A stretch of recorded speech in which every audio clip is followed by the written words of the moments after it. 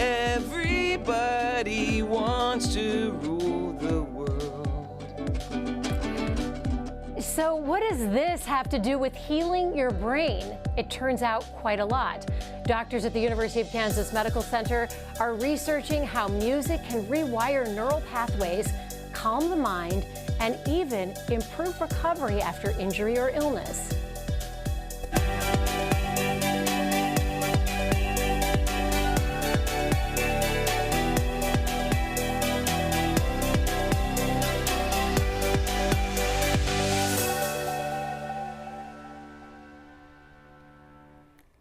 Good morning, I'm Alexis Del Cid. Welcome to All Things Brain Health. Today we're exploring the science of sound and the healing power of music. From hospital rooms to the lab, doctors are discovering how music engages the brain in ways medicine alone cannot. Joining us today are the minds behind the music, the magic of music research. We have Dr. Lauren Mann, who is an audiologist here at the University of Kansas Health System and a researcher on the KU Med Center side. And we also have Dr. Rebecca Lepping. Thank you for being here, Dr. Lepping. Dr. Lepping is the program director of the Promise Lab, the director of the Promise Lab, which is in the Department of Neurology. So thank you both for being here. This is going to be a fascinating story. You brought props and headbands. Show and tell. It's going to be great. Dr. Lepping, I want to start with you. When we listen to music, what's happening inside the brain at a neurological level? We often think of music as an auditory stimulus. It's sound. But music is really more than just sound. So when we are listening to music or playing music, nearly every part of our brain is engaged. So that's our visual cortex. If we are reading music or watching performers, it's our motor cortex that makes us want to move to music. It's our emotion processing, the emotion that we get from music. It's about how we understand ourselves and our identity, and so every part of the brain is involved in processing music in some way or another. And the work that we do in my lab is try to understand which parts of music are responsible for which parts of the activation of your brain, so we can connect those with health and well-being. Music is such a huge part of our lives. Just hearing a song on the radio can completely transport me back to a specific day in time. Absolutely. And I can even smell what the campfire smelled like that night or wherever I was. Dr. Mann, how is therapeutic music different from just listening to the music that we like on the radio, our favorite songs? That's a good question. Our favorite songs can definitely help us feel better or take us back to a memory, but therapeutic music is about using calming sounds, steady beats, and rhythm to help put the brain in a relaxed state. So it's a little more targeted. You kind of sparked my curiosity because on Instagram I follow a lot of ADHD pages because I have ADHD, and there are these certain notes that they'll say, play this, and it calms the ADHD mind. Is that true, or is there still research that needs to be done on that? I would say that it's based in research, but I'm not going to support anything that you saw on the internet without looking at it myself. But Dr. Instagram. Yeah, there's definitely patterns and types of sounds that can stimulate the brain and brain activity. Dr. Lepping, we have video from a recent study that you did here in the Promise Lab. What's happening here, and what did you learn from this study? So what you are seeing and hearing is a performer giving a live performance to a small audience in our lab, and two of the audience members are wearing EEG caps, high density EEG caps. Okay. And we are interested in what's happening in the brain when people are hearing live music, but also what's happening that might be different when we hear music collectively as an audience with other people, rather than just listening by ourselves. Oh, so could it translate to even the experience of being at a concert rather than in your room? That's what we're trying to replicate in this lab, somewhat controlled lab setting. Right, that is so interesting. And do you happen to remember the name of the musician? Because they're fantastic. Yes, that is Enrique Chi. He is the band leader of a band called Making Movies. It's a local Kansas City band. I hear Tears for Fears. Yes. And that always perks up anyone's ears. Dr. Mann, you brought a prop. You brought a portable EEG machine for a live show and tell. So you're going to put this on me. It's a headgear. Yeah. And you're hooked up too, so. I am. Okay. This is kind of like. We're going to show you what it would be Karate like Okay. to be in our study. Okay. So essentially this is an EEG like you saw on the screen, but this Okay. is a tiny 4-channel one instead of a 256-channel research device. Because some of the other devices, you have to like get people wet, get their heads wet, and Yeah, stick it's them on very and stuff. involved. So that's Okay. a little prohibitive for the type of work we want to do. But Right. this will let us get out of the lab and into the community, into music, concerts, and other venues. And then once we get it going and connected, Okay. we start to see brain waves. Brain waves. So are those my brainwaves? They are. They're in there. Look at And- that. What? They're in there. Don't sound so surprised. Look, you have brainwaves. Yeah. What is the pink and the blue and the aqua? What are those? So this is different a pretty colors? simple device. We can't do a lot of really complicated research with it, but what we can look at are a few things. How relaxed you are. Okay. So we can look at your blood oxygen level. There's FNIR sensors. We can look at your heart rate, and we can look at the electrical activity going on in your head in these areas. And what do you see right now? Yeah, and right now you're active, you're engaged, which is good, because if I was talking and you were in the dreaming and sleeping be a bad state, that sign. would be bad. Right. But what we are looking at in our research is that we think tinnitus, or ringing in the ears, causes maybe more activity than we should have. So we're going to look at alpha specifically, Okay. which is just a certain frequency of activity, versus theta activity. And Okay. this helps us track, after music listening, what are people's kind of resting brainwaves looking like. And is this accurate resting, or would mine be different if I wasn't on air? Do you feel like am you're I not resting. amped up? You are not resting at Okay. all. You're very active and engaged, Okay. which I appreciate. Thank you. Okay, so you would initially play something, and then you would see. Yeah. Okay. Let me tighten that Are you a gonna little play bit. it? So if I play music, we'll see everything kind of change for you. And then once you play it, will you hold that up? So we Yeah, can see it this on the is screen? the Bel Canto Duo. So these are our music partners that we did the research with. Okay. So we'll start to see kind of regular patterns coming in where your brain is syncing up a little bit to that beat. Is there a close-up that we can see of the? If you hold it just like that, Yeah. that camera can get it. Okay. I'm trying. I don't want to look because I Just don't want to relax mess up my your waves. face. Okay. Relax my face. But what you'll notice about this music versus what we heard before, this is really calm. There's a really steady beat. So your brain activity is more inclined to relax and kind of settle in with what's happening here. So you've got a cello and a French horn, Okay. both kind of low, steady, rhythmic sounds. I do So like that's it. what we're looking at, and we think that this could be more therapeutic than just a tinnitus patient playing some kind of noise, which is standard of care right now. People often go and listen to. To just drown out the sound. Yeah, they'll listen to white noise, which I Yes. always tell patients not to do because Oh, it, interesting. Why? well, it doesn't have any characteristics that our brain is set up to process. White noise is just all sound at once, and our brain really likes harmony, rhythm. It likes to expect tempo, and it's pitch match, so it knows that there should be different pitches to sound. So have I think some- this is the future of our tinnitus treatment. That's wild. Yeah, That would be thank you such for being a relief. willing Of course. volunteer. Anytime I can have a gadget hooked up and try something. We have video of you putting the full cap on another participant. So that is the one, obviously more involved. I'm glad you didn't bring that one for me. Yeah, that one takes a lot more setup. This is a full research cap. So with this one, we can actually tell which regions of the brain are active with all those channels. So we can get a lot more specific processing on what your brain is up to when you're doing different tasks or different music listening. So what can an EEG diagnose? In general, it doesn't diagnose anything specific for us, but it helps us learn how relaxed someone is, how much brain power they're using to do a task. And I do a lot of research with concussion, and often we see that maybe a person can functionally complete the same task I ask a person without concussion to do, but they're taking a lot more brain energy to do it. And that's why they get so fatigued or they have a headache. Even though they're living a functional life, we can see those little differences in how their brain is getting there.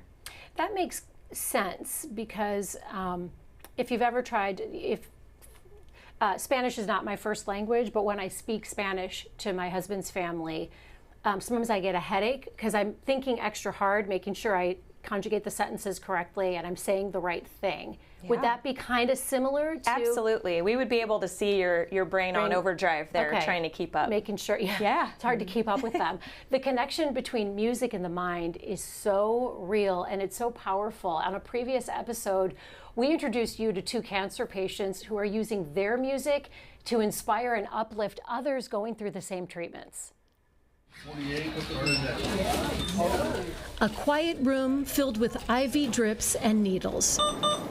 Patients under blankets undergoing various infusions at the University of Kansas Cancer Center in Lee's Summit. We'll need this. That ought to do it. But what's this? Instruments, microphones, That feels about right. amps, There it goes. music. This is not your typical audience and certainly not your typical venue. 1, 2, 3, 4. But it's a location musicians Kevin Nybert and Charles Gregg know all too well. In 2019, I lost a kidney, and after that, it went to my bladder, and I even went to stage 4. I've been a patient here of Dr. Chuda's since late 2018, and I've been coming here every month since then, so I've been doing treatments all that time. Kevin and Charles are not only cancer patients here, they're also lifelong friends. I've known him since he was like 11. Childhood friends who also performed and played music together for more than 45 years. I was just a little kid. The guitar was bigger than I when we first started. I've got memories by the dozen. And over the decades, they've played for some incredible crowds and opened for some big names. Garth Brooks, Earl Thomas Conley, the Judds. I did all the big opening acts when they come through Kansas City. But for years, their playing was on hiatus as each friend faced their own cancer battle. Chuck and Kevin are both our patients, so we see them often. And this is where nurse practitioner Allie Burtkin steps onto stage, so to speak. She says she became concerned when she noticed a change in Kevin's once bubbly personality.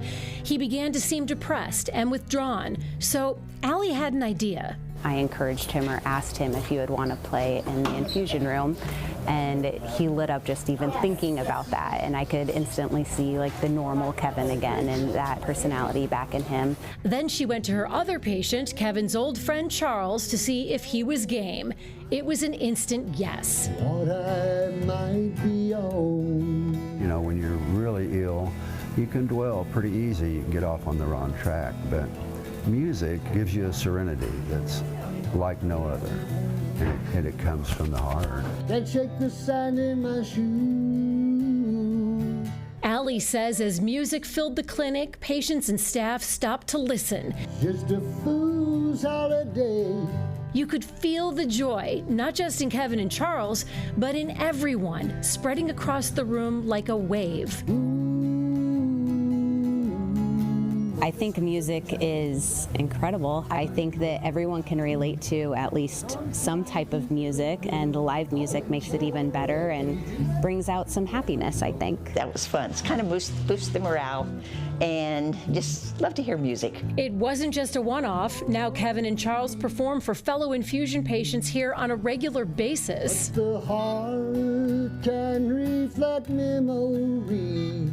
I think if I didn't have the music in my life, I just wouldn't be near who I am and where I'm at. It's kind of what's kept me going through. Is it simply music? I'm painting it too. These musicians will tell you it's also their medicine.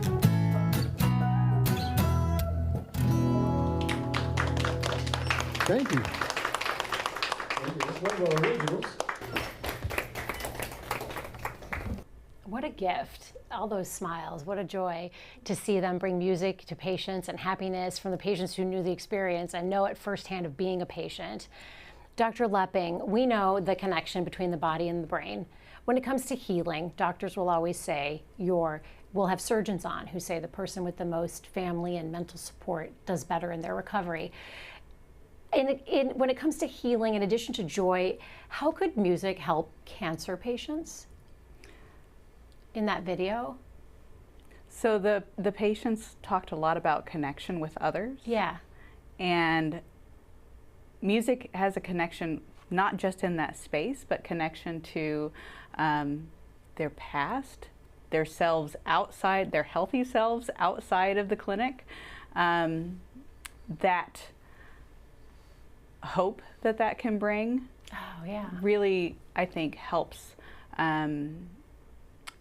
people think about what it's like to not be a patient and to be a whole person. You talked about studying live music versus listening on the radio. What's happening differently, do you think, then, in the mind that's made it so much more powerful neurologically? Well, I think there are a couple of things that come to mind. One is that when you're listening to a recording of music, it's a one-sided conversation. Experience. So it's a one-sided experience. Right. And when you are listening to a live performer, the performer is engaged in that in as much as you are as the listener.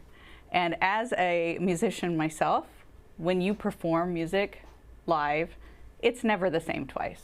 The audience changes the experience. What do you play? What do you perform? I play piano and flute, and then I play with a lot of different other instruments is my hobby, but those are my primary. So when you heard that musician say he didn't know who he'd be without music? It's true. I started playing piano when I was 5 years old. I don't know how to live in the world without music. And we never have to, right? Thankfully. Boy, musicians are fascinating. Sometimes, Dr. Mann, when I listen to Dave Matthews is always tricky. There's something about some people don't like it. I love Dave Matthews, but it always makes me cry if I'm feeling fragile. What is it about music that can sometimes make me feel worse? I think your example might be memory related, or back to an era of your life when you first heard that song. So I think music can be very tied to our experiences, but there are also different notes that are in a certain pitch or sharp or flat that can evoke a different kind of feeling, even if you've never heard the song. That's what's fascinating. We will be going through songs for the background of a story, and some of them it's, oh no, that's too sad, that's just piercing. Yeah. So what is it triggering in our minds? I think it's just certain notes kind of put our brain at unrest, and that's what we're trying to do, the opposite, especially with people who have ringing in their ears. We're trying to use calm, rhythmic, expected patterns so that their brain can kind of settle in and know that this is a safe song and nothing unexpected is going to happen. Neutral? Yeah, kind of very neutral. Music. We already have some great questions and comments coming in. We love reading your comments and your questions out loud during the program. So if you have something to ask us or you'd like us to read aloud on the program, you can connect with us right now in real time on YouTube or Facebook. The links are right there on your screen. Dr. Lepping, I want to ask you about neuroarts. How are neuroarts different from music therapy? That's a really good question, one I get asked a lot. Music therapy is a certification program. So this is very similar if you understand the difference between a physical therapist and going to the gym or going for a walk. So when you listen to your favorite songs on the radio, that's more like going for a walk. You might feel better, but sometimes you need that therapist to assist you with a specific problem that you might be having. So would the neuroarts be like what? Going to the gym? So the neuroarts would be more like going to the gym. So I'm not a music therapist. I am a researcher trying to understand the mechanisms that music and art can have on health and well-being. And so I don't work one-on-one with clients or patients like a music therapist would. Right. As you're saying this, I'm thinking of all the parents out there who sometimes they find that the music and art classes get cut or they're not considered mandatory in school, which is such a shame based on what we're now learning and what's being studied about how that can be so helpful. Are there certain instruments, Dr. Mann, or rhythms that stimulate more for cognitive function? That's another good question. I think it depends on the outcome that you want. So if we want your brain to be relaxed because you have ringing in your ears, then we want something slow and steady with expected regular beats. If you're getting up in the morning and you have a lot of anxiety about going to class, having something with a lot of unexpected changes and loud volume may actually kind of make you feel worse versus something that's more slow and rhythmic might help calm you down. Like you wouldn't want to listen to a jazz riff? Right that before would be a big presentation before. or a test? That might Probably do it. not. Nothing against jazz, but no, Sure. not expected or rhythmic. Dr. Lepping, how do you measure the impact then on brain health? What are you measuring? So it goes to what Dr. Mann just said, that it depends on the outcome. And so if we're trying to understand how music might have an impact on a particular symptom or condition or anxiety, for example, we start with understanding how that presents in the brain and in the body, and then we take the other approach of understanding the different elements of music. Is it rhythm? Is it harmony? Is it pitch? Is it instrumentation? Is it lyrics? Or something else that might be impacting that? And so our measurement then comes down to the tools that we use frequently are EEG, like we've done today. Also functional MRI we'll use. And what does a functional MRI look like? A functional MRI, a person will go into an MRI machine, which is a big tube, and we take pictures while they're resting, so while they're not doing anything but just listening to the scanner make a lot of noise, or while they're doing some sort of a cognitive task. So we can play music or other stimuli while they're in the scanner and see what parts of their brain are active compared to a different condition. So we're taking, essentially looking how the brain is changing over time. Either is it connected to different parts of itself, or is it active with a task? Where are you in your study right now? Right now we just collected some pilot data. So the Bel Canto Duo, which is a group that we work with out of Omaha, who are kind of experts in how do we use rhythm to promote healing, to promote stress reduction. We just had them on campus and we recorded EEGs like I just showed you while people sat and listened in an audience. And we had some folks with tinnitus in there. So we're really interested in how their brain reacts to live music, because a lot of people who have ringing feel like going to something that's musical might actually make the tinnitus worse. So we're interested in what type of sound causes the outcome that we're looking for versus kind of accelerating things for the person. Was the study mainly based then on focusing on tinnitus, or are there other things that could be rehabilitated that you're studying? This particular study was focused on tinnitus, but we're really interested in music as an application across health conditions, because we're not really ever addressing the underlying stress or maybe the sleep deprivation and the anxiety that comes with having a health condition in general. So I think the future's wide open. Even if people don't feel connected to music or feel like they have, a whole love affair with it, we can use rhythm, we can use certain calming types of sounds to help them relax, to help them sleep. And I think that's a big misconception. Patients used to ask me, I don't really get into music, what would I do with it? And I'm happy to show them that it doesn't have to be something that you're into. You don't even have to be awake. We can still get some therapeutic effect. Yeah, absolutely. Your eyes close and your ears don't. It's one of my favorite quotes. So your brain's always ready to listen. And before we get to community questions, Dr. Lepping, did you always know you wanted to study this? What came first? Your love for music started when you were 5. At what point did you, so that started first. At what point did you decide you wanted to study these things as a career? It was when I was an undergraduate. I was a double performance major in piano and flute. Wow, where did you go to college? Wichita State University. Okay. And so in my 3rd year, I took my required general education psychology class that I had to take, and that was when I knew. I was very excited about psychology and how this would, why people were having these experiences like I was. Yeah. And I switched my major. So I have a 3-year minor in music. And those are hard. Trying to double major or double minor in music, which is so hard. Yes. In addition to the medical world. That's a lot. That's what I'm saying. This is a lot. Let's get to some of the comments and questions from our viewers. Gene Reardon says, he wants me to share a quote. Kurt Vonnegut said, "The only proof I need for the existence of God is music." Oh, that's neat. How does that make you feel as a musician? That's beautiful. I love Kurt Vonnegut. That's a great quote. Had you ever heard that one? I haven't heard that one. Thank you, Jean. Jeremy wants to know, do different music styles or beats per minute affect the brain in different ways? I think you did answer that, but expand on that. Yeah, I think absolutely. And it can be, depending on the outcome, maybe you're looking for something familiar to put you back in, you know, your past when you were having a really great period in your life, and you want nostalgic music. It doesn't matter what the beat or tempo is.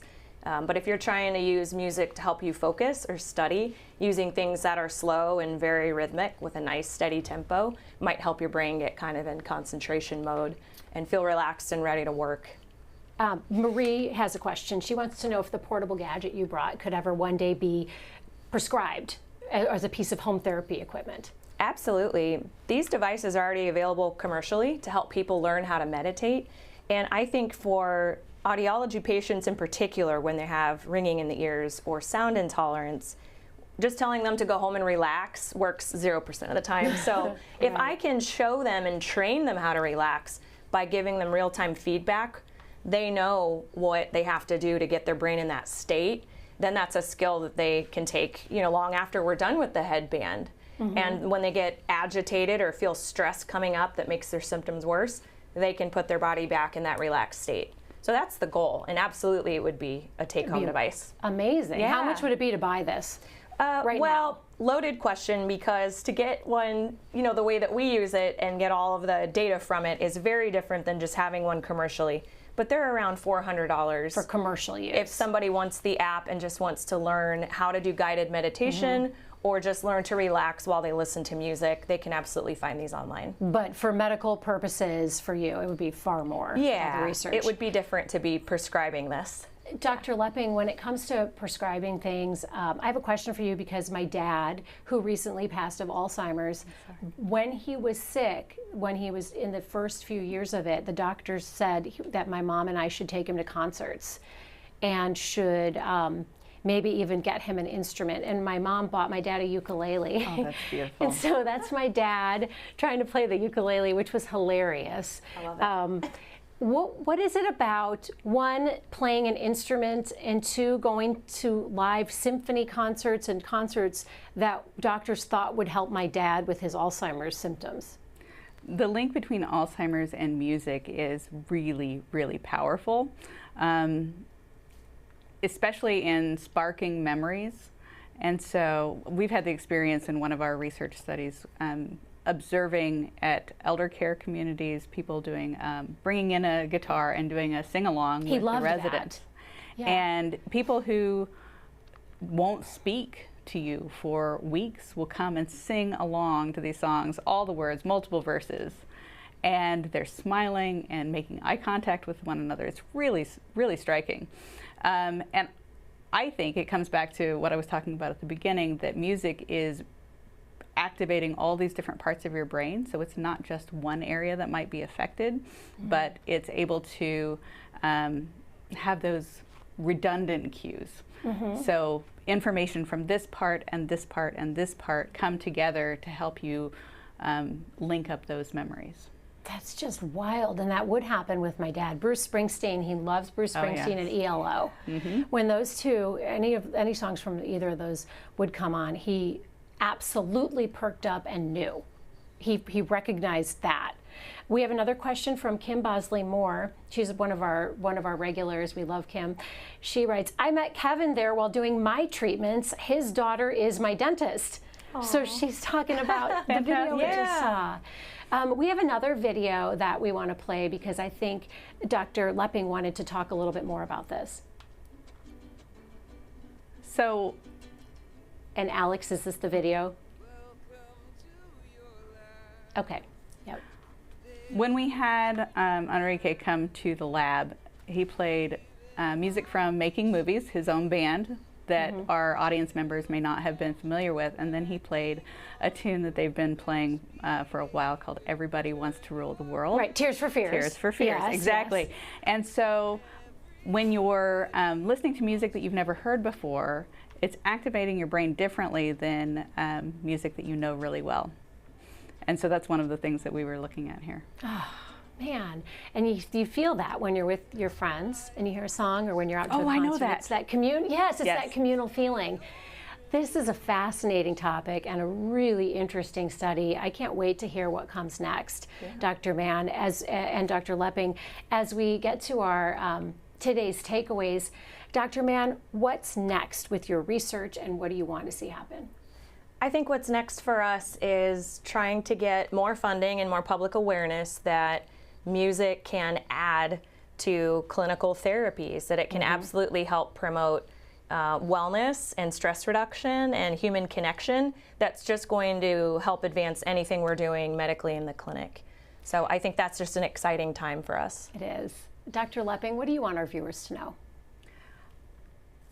That you don't need a physician to tell you that you can go and listen to music.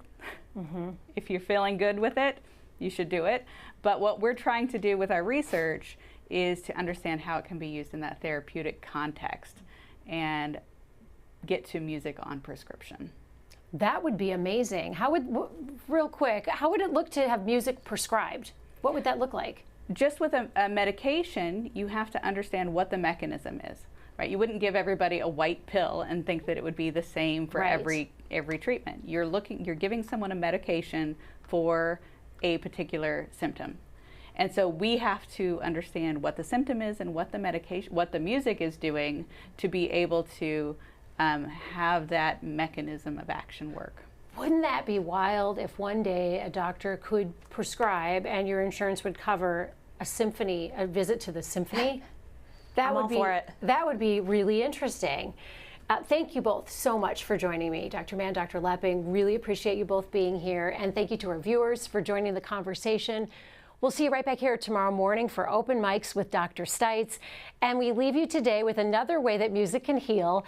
Enjoy these UMKC students performing their monthly Healing and Harmony series here at the Health System.